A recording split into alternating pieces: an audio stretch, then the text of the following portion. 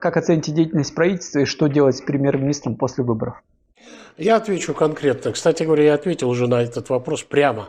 Помните, в начале января было расширенное заседание правительства, где президент страны Касым-Жомарт Кемелевич Токаев прямо спросил у премьера, способны ли делать реформы. Вы скажите, с этим составом правительства. Я написал пост, проанализировал одну из программ, которую приняло это правительство 31 марта 2022 года. Я сказал, нет, если оно принимает такие документы, такое правительство не способно что-либо сделать.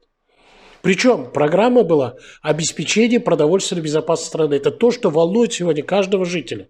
Продовольственная безопасность – это недорогие цены на продукты питания, чтобы я пошел в магазин и, соответственно, своим доходом мог купить себе все, что угодно. Они принимают программу, там 31 пункт, все бла-бла-бла-бла. Например, один из пунктов – проведение противоэпизоотических мероприятий. Пардон, а кто вам не даст их проводить? Это международное обязательство страны. Это обязательство государства перед народом обеспечить безопасность с точки зрения ветеринарии продуктов питания. Зачем вы это пишете?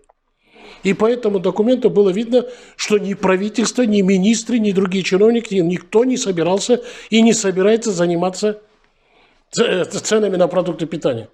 Пожалуйста, еще один вопрос. Обещали в начале февраля по январской инфляции завалить всю страну луком. Проходит месяц, в начале марта, оказывается, лука нет.